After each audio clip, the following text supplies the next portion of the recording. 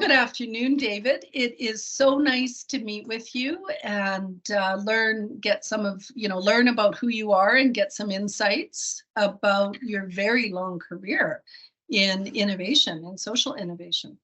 And for those of you who are tuning in, I'm happy to introduce David Wighton. He is the Managing Director of Social Innovation with ATB Financial. And in some of the sort of chit chat we did right before we hit record, I learned an amazing amount of information. So David has been involved in social innovation for 25 years, not only in his capacity as managing director with ATB Financial, but prior to that in consumer marketing, the whole sector, in fact, and through a startup that focused entirely on social innovation. So I'm just so happy to welcome you.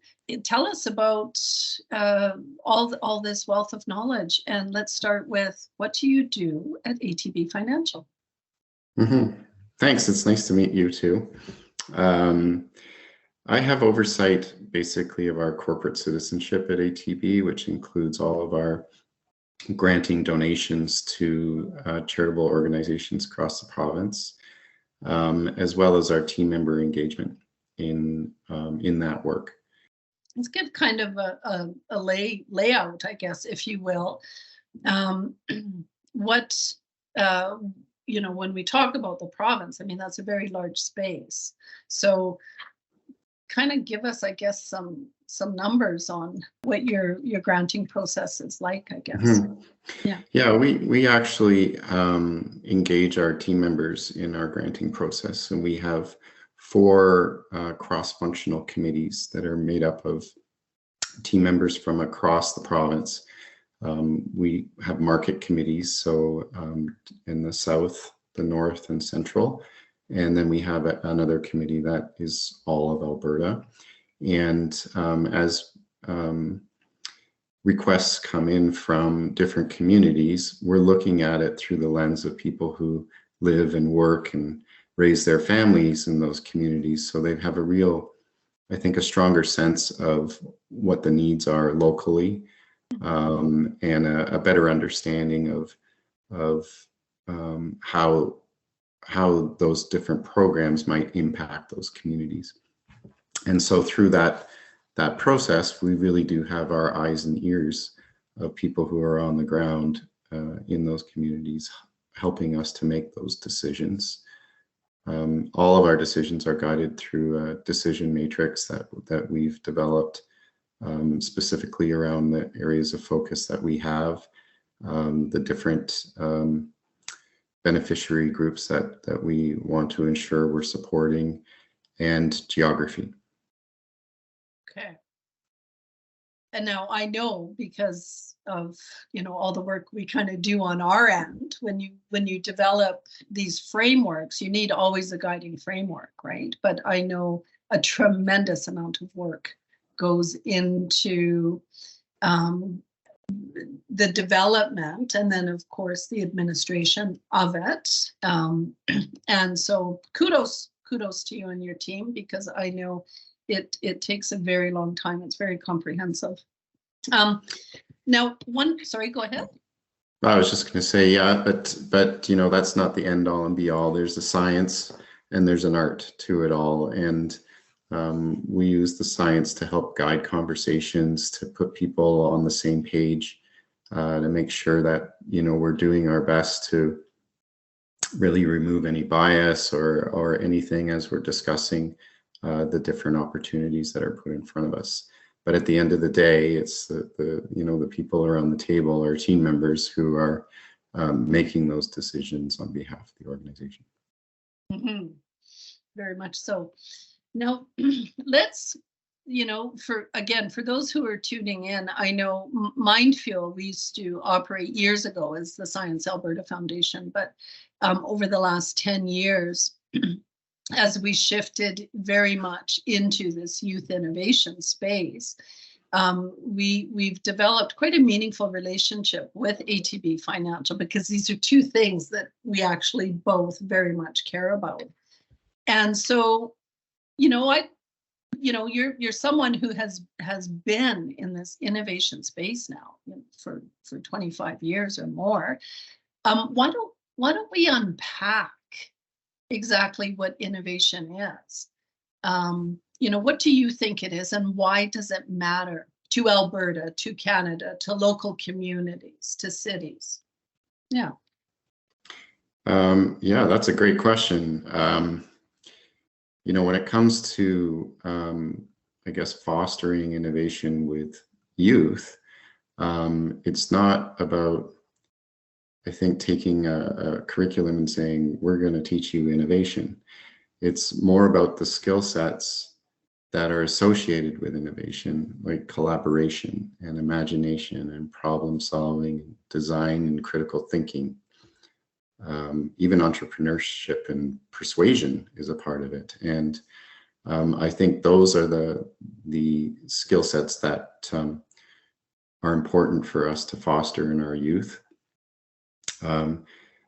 And that doesn't exclude the skill sets of the future, like the STEM skill sets, and digital literacy and emotional intelligence are all critical to our tomorrow. And I think when you look at where Canada is at in particular, I think we're lagging behind.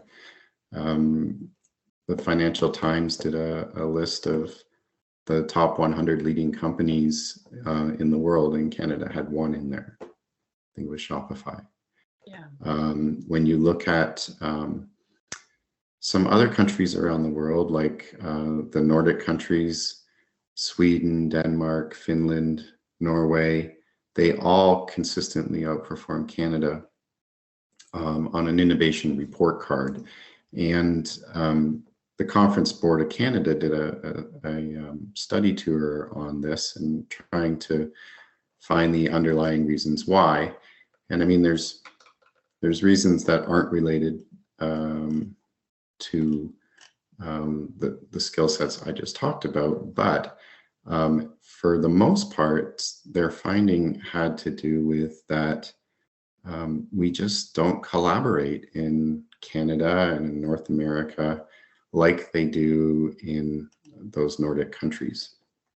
And, a lot of conversations we've had at ATB is, when you think about innovation, it's like in North America and how we approach it, there's one winner and everyone else is a loser. And that's just not how innovation works. You need a team. You need to be able to work together to have inclusive teams that bring different kinds of thinking to the table in order to succeed.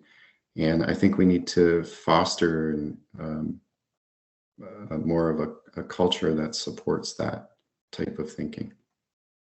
I fully agree. I think you've brought into discussion a few really critical points. The first one is the construct of the classroom. I mean, and teachers are amazing. I mean, they are so committed to empowering their youth to succeed, but our classrooms are competitive. So it's really confusing for students. And of course, they need to be competitive. I'm not suggesting that we shouldn't have assessments and so on and so forth. So I think when you look at opening up spaces and places for youth to understand the importance of collaboration, that it serves our higher purpose very effectively. Because we know that real world problems are never solved by one person, they're solved by teams of people. And they, it doesn't mean you don't fight and argue and so on and so forth, but you really put these ideas through the rigors when you have a diversified team that are unpacking the ways of thinking. So I think you've really nailed something there. The other thing is in one of my discussions from a number of years ago with a university professor who was trying to deliver this course in innovation, and he was feeling frustrated because the youth teams were not taking risk. And he asked, well, he asked, what do you think? And I said, well, first of all, you need more than 2 people per team. You need really an ideal number of about 7, 7 to 10. It becomes more complicated, more complex, but you'll get tremendous collaboration, and they'll be willing to share the risk as a team. Not so much when there's only 1 or 2 people. And because he thought that was kind of an aha moment for himself, that's why I'm bringing this into discussion.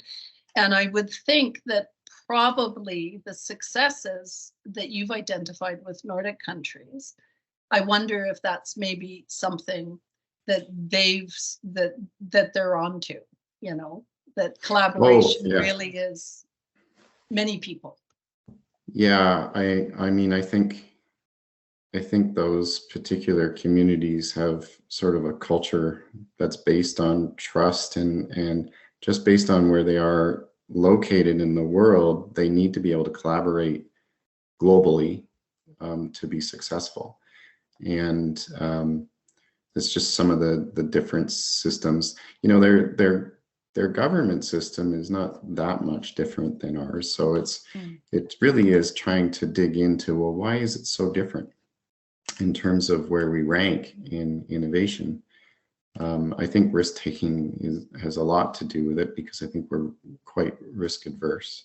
I mean, that has served lots of people very well over time, but once in a while we need to step out of our comfort zones and I think push the limits on what we are told we can't do. It's also of no surprise to me anyway that when you look at the social progress imperative data that we use to help us understand where our communities are at, the top countries on that list are Norway, Finland, Denmark, Switzerland, Iceland, and Sweden. And I just find it so amazing the direct correlation between innovation and social progress. I fully agree.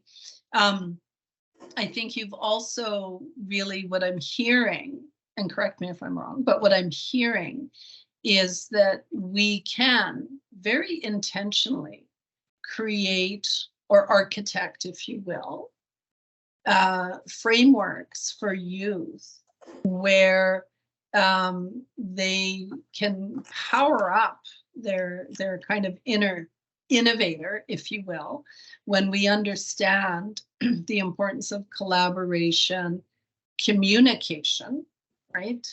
When we understand that peer-based learning is actually very effective. And these are not really soft skills. I know people always talk about them as though they're soft skills, but they're not. I consider these more to be life skills and probably prosperity tools as well, right? Would you, is that a good summary? Yeah, I think so. As you're speaking, another thing that comes to mind for me is as I think the future unfolds and who knows what it will look like, it's obviously important that we have citizens that are capable of competing on a global stage, and innovation is a big part of that. But also, there will be social issues that we don't know of yet. There will be problems that those future societies need to deal with, and if we can, I think, nurture or foster a culture of empathy and innovation, I don't think that there will be anything that comes up that community wouldn't be able to work together to figure out. And I think rather than us trying to predict the future and saying, oh, this will be the thing that you need to know, I think providing those communities with the skills that they need to deal with anything that pops up in front of them in a collaborative way is one of the most important things we can do to advance the next generation. Right. That's fantastic. So we're really investing in those critical skills, the development of those critical skills. And there's two things that final things that I want to ask you. And I want to, first of all, thank you for your time, because I know we're running a bit over. We've done a great job unpacking sort of those theoretical frameworks that are backed up with a lot of data research that say, if you do this, you're setting up your future generation for success in context of innovation. But let's talk about kind of real world wow moments. And I don't want to put you on the spot here, but I always remember those big moments where I'm speaking with someone, a younger person, and I think, wow, that is an amazing story, the story of their journey, if you will. Do you have any of those kind of wow moments? Well, first of all, I like how you referred to me as a younger person. Yeah. Yeah, I do. I've my time at I spent 15 years with United Way prior to moving on to a startup, and in that time I saw a lot of terrific programs that really did, I think, advance the lives of children in particular, things like school lunch programs and roots of empathy, stuff like that. But 9/11 was a really impactful time for many of us, especially if you were in the industry at the time. And I remember that morning, like a lot of people, I was like, what? And you turned on the TV and you actually saw what was going on. We got to the office that day, and by 11 o'clock that morning, we had set up online giving so that people could contribute to United Way of America, who was creating a 9/11 fund that was kind of had the foresight to think about all the recovery that would need to happen after the dust settled. And by 11 o'clock that morning, we were able to take online gifts. We hadn't even taken an online gift for a local charity. It was our first online experience, basically processing gifts. And we were able to figure it out so that we could, tax receipt people from Canadian donations, and United Way of Canada and United Way of America had an agreement that they set up that morning that allowed the money to funnel through. And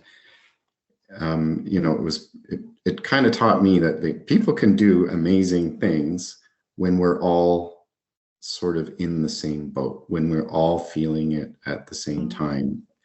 And 5 years after that, I was fortunate enough to go on a study tour of 9/11 that took me to Boston and New York and Washington. And during that time, it really became clear to me that, when people see themselves or are a part of the issue, that's when they really step up. And the overwhelming response of people reaching out worldwide to New York was so incredible. They weren't prepared for it. You had contractors and construction companies coming down the highways with all of their equipment to help clean up, but nobody was prepared to organize this. And this is what this study tour was all about, was community resiliency and how do we respond and how do we organize around things. And it really got me to thinking about the power of movements versus the traditional charitable model.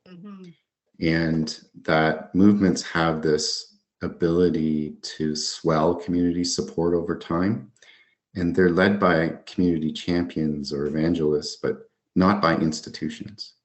Right. You know, a modern day example of that might be Movember or the Me Too movement. Mm-hmm. They just have their own power behind them that I think can take them places because of that collaborative spirit that goes with them. And it's influencing how we're thinking about where we move forward from a social innovation point of view. And we're challenging ourselves to apply our capabilities differently and to champion a movement for social impact versus, you know, just funding different initiatives along the way. And so that's really exciting work that we're doing at ATB right now, wrapping our heads around that and hope to move forward on it this year. That is a wonderful walkthrough and overview. As you were you bringing 9/11 into discussion, I remembered exactly where I was at, I think it was 7:40 a.m. Going into Bankers Hall, actually, in downtown Calgary. Mm-hmm. And you're absolutely right. This was before the sort of it was well before the online world's capability of mobilizing, you know, Mm-hmm. very large masses very quickly. And that's a very meaningful example that you provided. So I'd like to thank you for that. The final question I have, and it's more of a, you know, succinct kind of final thoughts, but what do you think we as in society, we as in the corporate world, we as in the nonprofit world, we need to do more of? What are the things we need to do more of? Yeah, I would think the future is pretty exciting when it comes to that. Like, you just think about innovation for social good and industries that are leveraging their resources and their expertise to develop innovative solutions to address environmental challenges, for example, clean technologies, supporting social entrepreneurship, things like that. And an area that relates to the work that I'm a part of every day would be this growing sense of we need to collaborate and we need to partner differently. That the way we've been addressing social issues for decades now can be better. And the only way it's going to be better is if we have community organizations, corporations, local governments, communities working differently in taking more of a collective action and sharing their knowledge. There needs to be a lot more sharing in the social sector as well. I think those things are very exciting and provide a really I think positive outlook to the future. Mm-hmm. You know, if I had to be really nitpicky about where we need more to do more, it would probably be thinking longer term rather than short term. You know, especially in philanthropy and addressing root causes versus focusing purely on the need of today. Right. And, you know, looking for, one of the things we talk a bit about lately is the Iroquois philosophy around 7 generations. So the things we do today, how will that impact 7 generations from now? I think we need more of that. I think there's lots of learning from that. And that to me is really just a philosophical shift and thinking differently and having that agility and growth mindset and all of those innovative skill sets, more empathy, all of that is so important to business, but also to our society in general. I think so. I agree with that.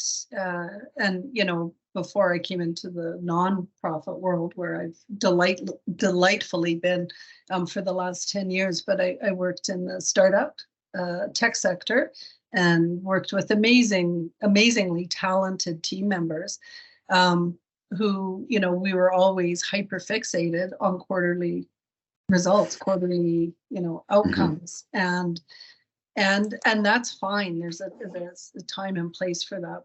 But when we're talking about really getting our youth prepared for the challenges that they are going to face in 10 to 15 years from now, we really do need a 7 generations perspective, right? So that's a wonderful note. Oh, were you going to say something? Just yeah, I mean, I could probably talk with you for hours too, but it's just, you know, creating sustainable, long-lasting social impact is not a public relations exercise, right? It's not reaching your quarterly goals. It's about having the foresight and the actual commitment to want to inspire or be a part or lead change. And that's the exciting part of my job for sure. I get to think about it every day. So. And it is changed incremental change happens quarter over quarter over quarter, but big change, you have to have a longer runway than that. And I think we both fully agree with that.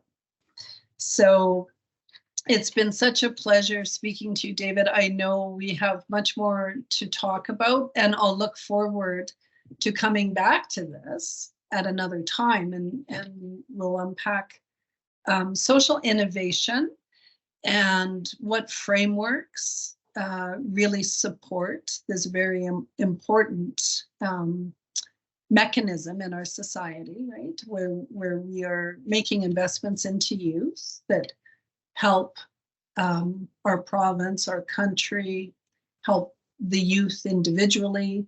And I just really do look forward to our next discussion. So thank you. Thank you, Cassy.